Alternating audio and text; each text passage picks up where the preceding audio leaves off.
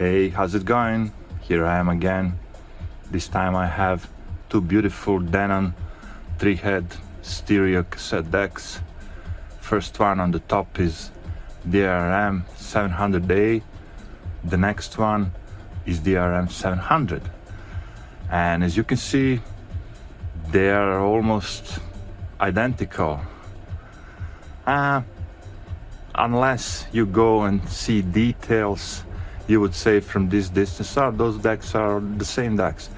But they are not. Like 700 is from the 1989, and this one is 1990, I think 1990, yeah, or maybe 1991. Could be a 2-year model, and this one was 1-year model. But hey, they have to make some difference. And one of the differences that you cannot see that is very interesting to me, it was interesting, is like you are adjusting head azimuth on this deck on this side, on this deck on that side, it's totally opposite. And when you see the head looks like it's reversed. It's kind of weird. I never thought about it, but since I have to open both of it and replace belts and stuff like that, I saw that. That was interesting because I didn't see too much difference inside.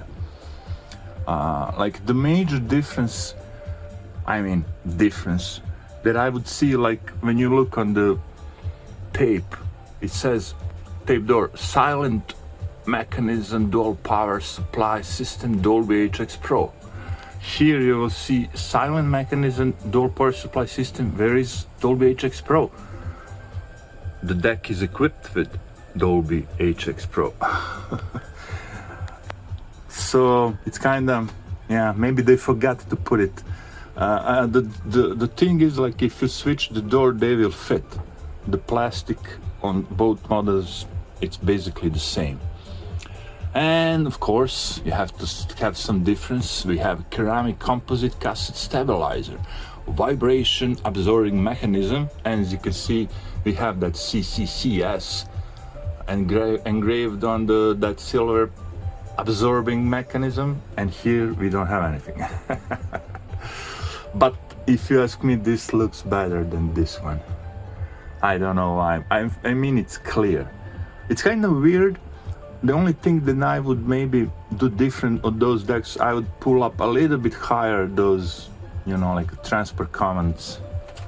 I don't know, they kind of low down, but that's fine. Aesthetically, it's a very good looking deck, and as I mentioned many times before, it's my favorite display, LED peak meter that you can find on decks. It's so large and nice, and you can see everything, and the peak meter is so precise, and it's holding the last, they look good. As you know, on those decks you will find an output level which also works as a phone's output. You can control output level and phone's level at the same time. You see, I put the sound totally low, and now it's highest. Display stays the same. They look good. So they're basic 3-head cassette decks. They don't have some advanced calibration and stuff like that. You can find a bias knob, so you can adjust bias, recording level, of course, and balance. Monitor button. You can listen tape or source. Now we are listening source, now we are listening tape.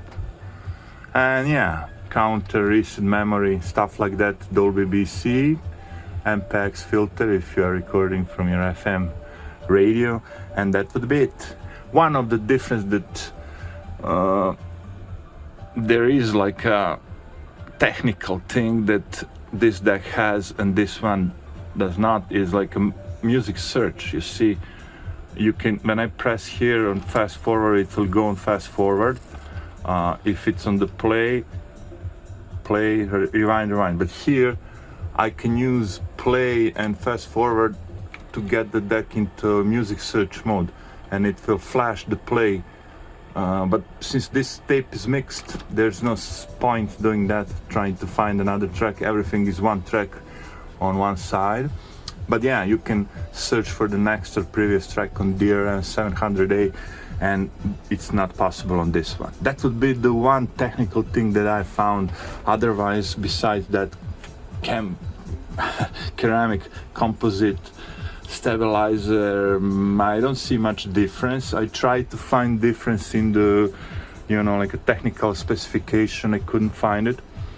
The both decks are like 20 to 20 kilohertz for metal tape. Wow and flutter is 0.045%. So this one is a little bit heavier. I mean, this one is in like 4.6 kilograms, and this is like a 5 kilograms. So yeah, because it has ceramic. Ceramic is heavy. Probably, who knows. There are one more cosmetic thing that I should mention.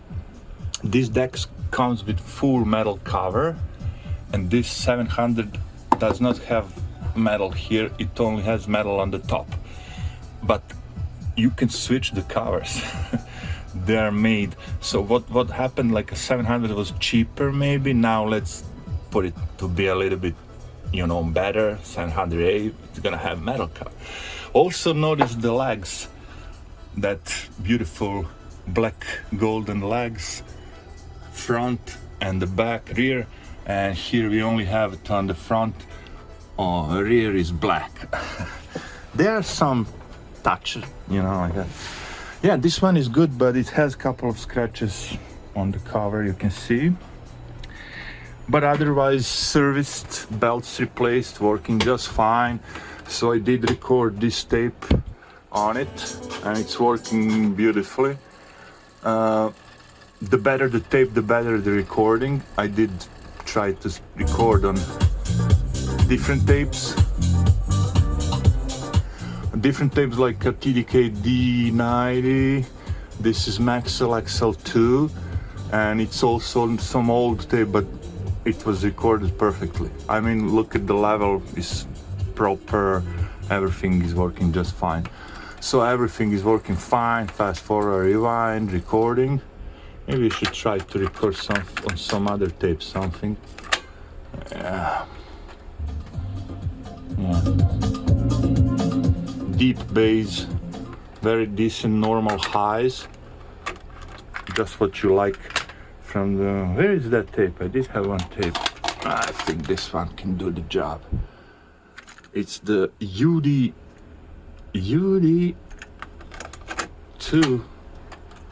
Is it a chrome?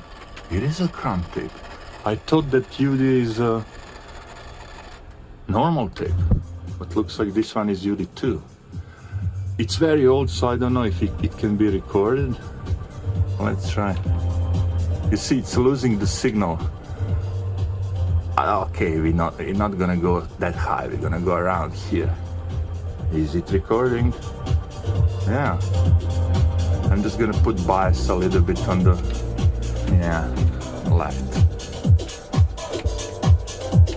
Yeah, I'm losing highs because the tape is awful, of course. But the other one that I tried was actually, it's not that bad. I'm just losing a little bit of signal because the tape. I can hear it. That is awful. Let me check it. Oh yeah, a lot of lines there. This one is grateful. Yeah. I think it is. I can't read it because I can't. Grateful Dead, huh? I think. And it's so used and so used that the tape looks like hell. That's why I'm using to test the equipment. If it's gonna record something here, it's gonna work on good tapes. Oh, it's not that bad.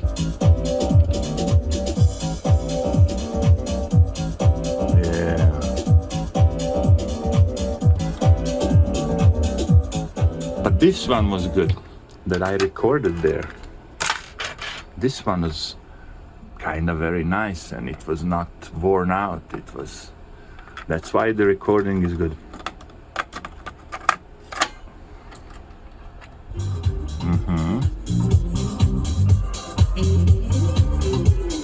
So yeah, like a deep bass.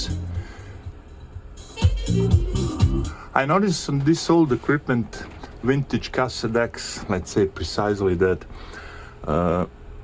the bass and the low frequencies are always like a top notch. Like you will have problem with the high frequency on some older decks, like, or not so good decks.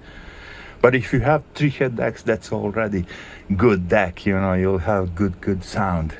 So all you have to do is to find decent tapes. And now it's the problem to find all those tapes.